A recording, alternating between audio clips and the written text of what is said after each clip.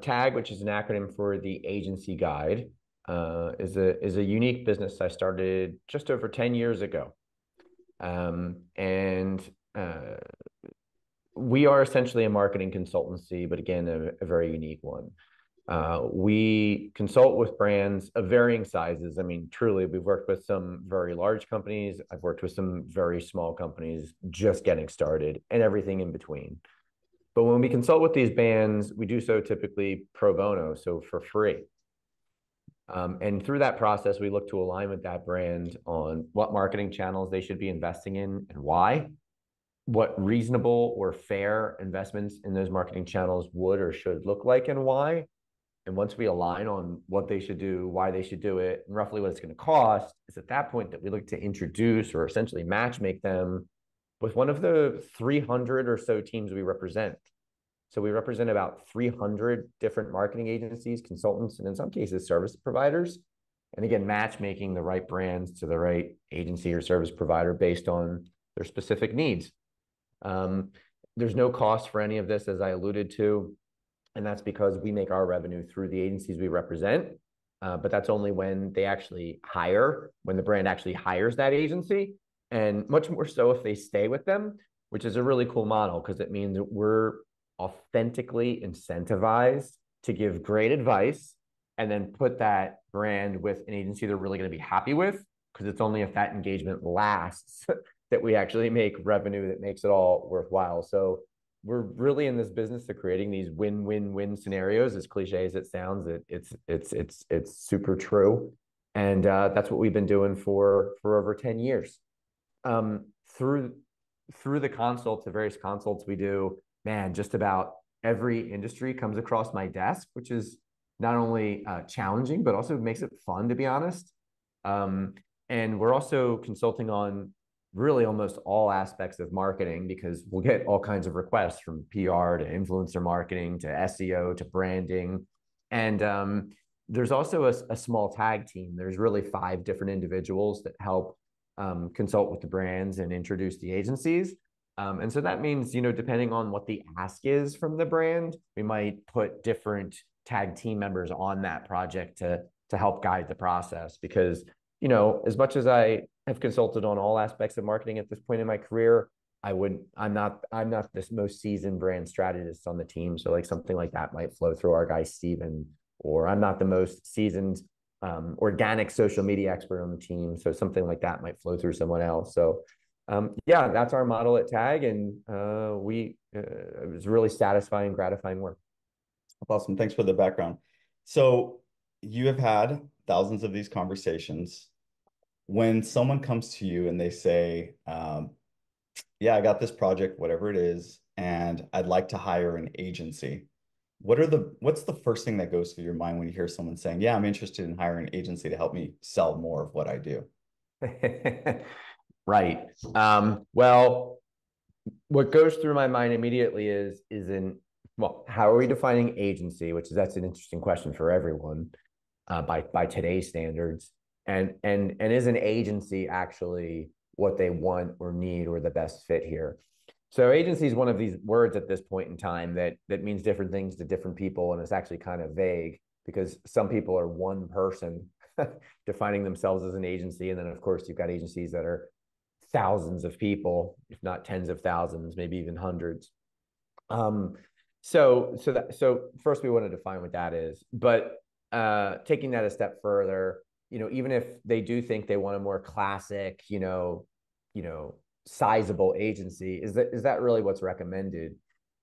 I mentioned we represent, about 300 different marketing teams or service providers. The vast majority are more boutique in nature. And so by boutique, we'll define that as, 5 people to like 35 people. And that's for good reason, because with a boutique agency, and you're getting an inside secret here, guys, with a boutique agency, you tend to get the best value at the best price, not always, but oftentimes the best value at the best price. And you're also tend to be the least steps removed from ownership and or the least steps removed from the most strategic thinkers within the organization. So we're not against big agencies, and we represent quite a few of them. Sometimes they are the right resource for the job. But generally speaking, unless you're a larger client, you do end up generally getting relegated to a more junior-ish project or account manager. And you're usually a couple steps removed from the seasoned strategist and or the ownership. And that's not always ideal. So yeah, really understand kind of defining what type of agency is really going to be the right fit, and aligning with that brand or that prospect on what's going to be not only the right fit, but the right structure that's going to make them happy and feel like their needs are being met. That's something that we're going to look at there, Tim. Okay. And when it comes to determining the right marketing channels for your business, I sometimes I hear, let's say, a coach or an agency or a brand owner, they feel like they need different things. For example, an e-commerce brand may feel, I just need paid media, Facebook. A service provider may say, I just need Google. It's all I need. Some people are super hot on content and they're like, I'm all in on content, organic. Uh, you don't hear as much about SEO as you once did, but I think that term SEO has changed a little bit. How does someone go about determining what's the right channel for them, or is it you need all of it? Sure. So do we have 3 hours or 30 Yeah, minutes? exactly. By the We way, I got just noticed a few 27 names minutes. I recognize. Shout out Danny G, shout out Billy Coker, shout out David Martinez, uh, shout out Dan or Ted Horton, all good guys I've met over the years. Um, so different channel selection. So, oh boy, that's just a hard one to answer quickly, but I'm going to do my best. So, it's funny, a lot of small businesses, the last thing they want to do is state what their budget is because they're worried that they're just going to get proposals that come in for their budget. But actually, with marketing, that's usually a smart way to do it. So I'll preempt my answer by saying that generally speaking, when you're going to hire a marketer, you're better served by giving 3 different resources the same budget and see what they come back with, so you can compare who's giving you the best value for the dollar, versus saying, oh, we're not sure what our budget is, you tell me what you can do, because then you're going to get all different stuff that's all over the map. And I can assure you it's harder to choose who's the right vendor for you when you do it that way. So I would actually define a budget. And then taking that a step further, really the reason I say that in the first place is that with marketing, it's one of these things where you can always do more. You really can. I mean, there's so much you can do between even just the various social media channels alone, let alone SEO, let alone tweaking your brand, let alone. There's so many things you can do. And so, yeah, you talk about, well, what are the right marketing channels for me? A lot of times that depends on how big your budget is. So, uh, let's say, for example, you just had, I'm going to assume we're talking mostly to relatively small business and startups here, right, Tim? Right. Well, typically with small businesses and startups, there's a very finite or fixed amount of marketing dollars or resources that can be applied. And if those resources don't turn an ROI, that brand is in a bad place. So oftentimes, though not always, but oftentimes if that sounds like you and you're that situation, ads is probably one of the places you should look first or focus on. That's not a general prescription for everybody in every situation because it is situational. But generally speaking, ads is the first place you should look. Why? Well, the power of digital ads is that you can get your message in front of a lot of people very quickly that are very targeted, faster than any other channel, right? SEO, and that's my background, is not really going to do that for you. It's not going to get you in front of the perfect eyeballs very fast in a measurable, quantifiable way within a few months. Tweaking your brand, as much as I'm a huge advocate for developing a really incredible brand with great creative, that's not going to put your company and your message in front of a bunch of targeted people very quickly. And PR, same thing, and organic social, same thing. Only ads get you in front of a lot of people very quickly that are hyper targeted. But that's not necessarily a cure-all, don't get me wrong. The flip side of that is with ads, you're not really establishing any trust because you're just an advertiser.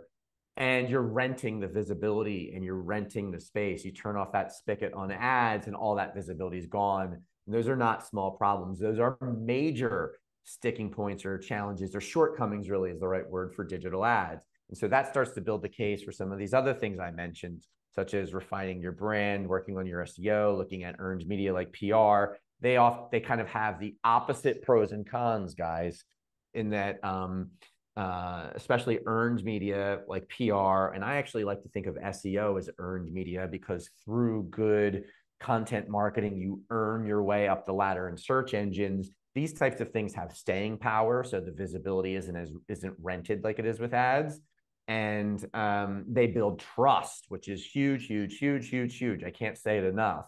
So you kind of need to do a little bit of a cost benefit analysis of what's more important to build a presence, to build trust, to build visibility over time that has staying power. You kind of it's a lot like renting a house versus buying one, right? It's actually quite similar to that. When you buy the house, there's obvious benefits. That's yours for a nice extended period of time, but it might take you a long time to get there. Whereas when you rent, you can get it much quicker, much easier. You're in and you're out, and you get that house, that place to live very quickly. That's kind of the difference between ads and something that's more of an earned medium. I could riff on this forever. One other thing I'll Well, say though, yeah. one other thing I'll say, since I'm trying to give a truncated version, is that regardless of what, if you're doing something more on the paid end of the marketing spectrum versus the earned or organic side of the marketing spectrum, is your ability to convert that traffic into customers has a lot to do with your brand. So now we're starting to build the case for things like owned media and brand. you know um, you really need to get that messaging right, that identity right, that brand voice right, to help put yourself in the best position to convert customers. So what did I just give you there? I gave you a bunch of word soup that makes it really hard to make the decision, and that's because there kind of is no right answer. You need to pick your poison. you know Well, um I would yeah, say go that ahead. you did give us an answer. Yeah. Because no, because we Yep. are in many cases when you're just getting it going or you're early stage. And when we say small budget, by the way, that could be $500 a month. In Yes. some arenas, small Yeah. budgets could be $1 million a year. Some people are like, hey, we have Right. a budget, we only have Subjective. $1 million a year. Subjective. But so you did say that paid media was the fastest, most direct path to get the clicks and to get the eyeballs. Your point about that being rented is phenomenal, and that creating your own original content is better for staying power, uh, Yep. which is a great point. And that would Okay. come through creating, original content that gets the organic views. Um, and Well, then trade-offs, Dean, right? trade-offs. That's the thing. Yeah. There is no silver bullet. Pick your poison. That's the main thing I want to leave you with. Go ahead, Well, man. and let me ask you about trust. So you mentioned trust a couple times. How do you define trust? What is trust? How do we build it with our brands? Oh boy. Well, how we build it is the easier part to articulate. What is trust? A little bit harder. But In the in the bot context of driving traffic and getting people to see you as a trusted source that, yes, I will give you my email. Yes, I will click your ad. Yes, I will buy from you in that context. Sure. So people like to do business with entities or individuals they know, like, and trust. It's an old axiom, but it maintains just as much true today as it did whenever it first was said. And so the goal becomes, how do I get potential customers to know me, to like me, and to trust me? And those are actually three different things. So the know part has to do with casting a wider net, just being able to get in front of people. And that's where we start to, again, look at ads being the most powerful way to get in front of people very quickly. It's harder to get people to know you with something like content or like an organic social, which again is a content play. It's really just content distribution, takes more time.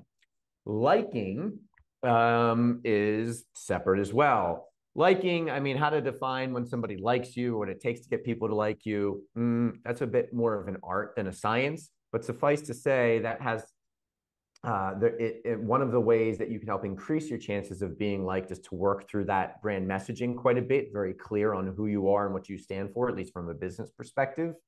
and stay true to those core values. That becomes a bit of a brand messaging component. And then trust, again, one of these things that's very hard to define, but one way that we can build trust is repeated interactions and providing repeated bits of value, right? Ultimately, the name of the game there is content. And these days, whereas when we would constantly talk content marketing, 8, 10, 12 years ago, you were usually talking written content, and that's still true for sure. But it's much easier now to crank out video content like we are all doing right now. So webinar content, content really is the key to earning trust over time. And I'll add to that in order to deliver content to people repeatedly over time, you need to have a way in which you can touch them multiple times. And that's not necessarily easy to accomplish, or you need to have a mechanism by which to do that. So your choices are basically retargeting ads, but again, you're still an advertiser, SMS, but that's only a medium that works for very specific businesses, email, or having them opt into your social. And it's those last two, email and social, that so many people lean on, and as they should. So again, in closing on that point, it's create content that people like to get on their radar, then they opt in to some type of mechanism through which you can remarket or retarget them. Usually it's email or organic social, and through providing value over time, that's how you build trust. But it's a much slower play than ads. Yeah, yeah. It kind of harkens this image of people that call it in. And we see this where someone says, I don't want to be involved in any of my marketing. And that's fine. That's okay. Right? It's fine. And I don't want anything to do with it. I mean, Nike would say, yeah, we have this massive budget. We're going to hand it over to 10 different agencies in all these different countries. And of course, we can't be involved in every nook and cranny. But when you're small and you're just getting going, you should be very involved in your content. And you really probably shouldn't just call it in and hire an agency and wonder why the leads aren't. I mean, what's your take on calling it in when you're picking an agency, you're picking your channels? Because I see people go to ChatGPT and they create a bunch of content and they just put it out there, and then they're wondering why they're not getting the leads. And sometimes I feel like they're just calling it in. You're not being a real person out there in the internet. What's your take on that? A really poignant observation there, Mr. Martinez.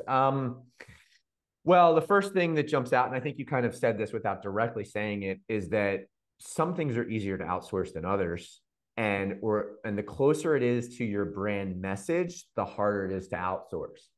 And I think to some extent we intuitively know this, right? Like it's a lot easier to hire an agency or a third-party consultant or what have you to run your ads than it is to have them run your organic social. And the other challenge there is it's a lot harder to trace a clear and distinct and quantifiable ROI back to that organic social, which makes, man, organic social is one of the hardest things to outsource, which I think ultimately is what you're touching on. So again, I think the closer it is to like your brand message and your brand identity and conveying over time what your message and identity is, it's a lot harder to just send it to a third party and go, here, you do this. And that might sound obvious, but people try all the time. Or they wonder why, the organic social media agency they hired is letting them down and it's not really working. It's because there's only so much a third party can do without quite a bit of involvement and direction from you. And again, I think that kind of starts with having a clear brand messaging and identity standards. And for those of you that don't know, a brand book, also known as brand guidelines, it is a thing. It's a common thing that a branding team or strategist or consultant will produce for you that provide these very specific rules. And that's what they are. They're rules around when we talk about brand X, this is what we do say. This is what we don't say. This is what we stand for. Maybe this is what we don't stand for. Here's who our audience personas are. This is the way we communicate with each one of them separately. And identity too, which is really fancy marketer speak for your look, your feel, your aesthetic, your color scheme, your fonts, typography, things like this. There's rules you have to put around that too.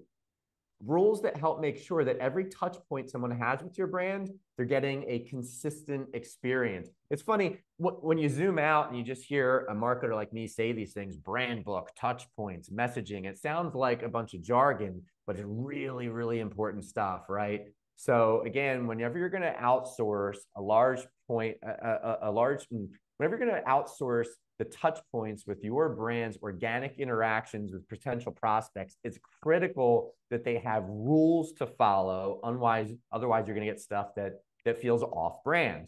And the rules to follow usually is a brand book, and everyone should go through that exercise. Can I answer the question, Tim? Yeah, that answers the question. It answers the question because I think what you're saying is you should be the closest to your brand than anybody else, at least in the beginning, so you can own who you are, own how you talk about yourself, and really not call that part in. You might be able to call in someone setting up your Facebook account or your Google account, but when it comes to how you speak about you should be authentic and true for as long as possible and set up your guidelines for that. Or yeah, at least have a lot of rules around it. Otherwise, you're going to get very lukewarm, vanilla stuff, and that represents your brand miserably, right? That's the exact opposite of how you want to come off on social, is vanilla, bland, and generic. Yeah. But that's the only way for a third party to manage it for you without a lot of rules to follow. They're going to play it safe if they're smart. Sure. But play it safe doesn't really work. So there's a paradox there. Okay, well, I have a last question here for you, and then we will open it up to some Q&A. So get your questions ready for John. We are in the age of AI, and I would be remiss if I didn't bring it up and say, how should we be thinking about AI in our marketing tech stack as it relates to how much should we lean on it for content? What should we be aware of? What does Google not like right now? Like, let's open up the AI conversation just as our last bit here. Yeah, sure. And so much to discuss there, but the most obvious use case and intersection between, let's narrow it down to ChatGPT for the moment. The most obvious use case and intersection between content and a tool like ChatGPT is, written content for a website and or written content for your social media. Let's start with for the website, which would usually be like an SEO play, right? The general prevailing sentiment or understanding is that if I create a bunch of content and put it on my website, that's going to help me with SEO, right? Well, not exactly, and that's a strong not really.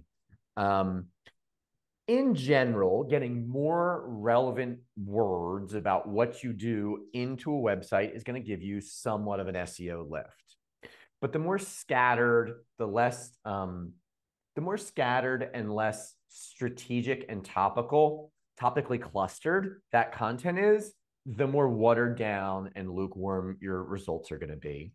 And now, through the advent of ChatGPT and other, large language model content-based tools, Google has in turn responded essentially by looking for content that seems AI generated. And also they were already, even before the rollout of tools like this, working very closely on experience, expertise, authority, and trust, commonly referred to as EEAT. So what I'm saying is Google doesn't just give you a bunch of ranking credit for loading up your site with a bunch of words. They want those words to be topically clustered, as I previously mentioned, and I can define that if you guys would like, but also to demonstrate your true, I'll say it again, experience, expertise, authority, and trust. So the acronym is EEAT. It's really important to look into, but fairly difficult to define. Essentially, it's Google's best effort to understand algorithmically who actually has real life experience, real life expertise, real life authority, and real life trust. And so you'll have to look into that. There's a number of different tactics that help you establish that, but it's much easier said than done. And that's the point, right? If Google can separate the content from who's the person behind it, or rather look at all content by understanding who's the person behind it, they can do a much better job of just deciding who deserves to rank. So the quick takeaway is, don't just think you can create content for content's sake, load up your site, you're going to see a significant ranking benefit. It's much more complex than that. Second thing here would be that if you are going to do that, you should absolutely put a pair of human eyes on that content. You should, i.e., someone should take time to edit that content and put a human touch on it and refine it for accuracy. The Chat GPT and these other AI tools, they do still quote unquote hallucinate. They will put in things that are either inaccurate or false or that it just makes up, and that hasn't gone away yet. So not only do you want to preview for accuracy, but you also want to edit and make sure, again, there's a human touch on it. And then just quickly on the social point, I actually feel like I like these AI tools a little bit more for social, but it starts to get back to that brand conversation, and you still really should have human eyes on it. So I think it's use the AI tool to produce some short form content that you might leverage for social, but make sure you put your personal touch on it that's in line with your brand standards, which we previously discussed. It's a very thorough answer, as you do.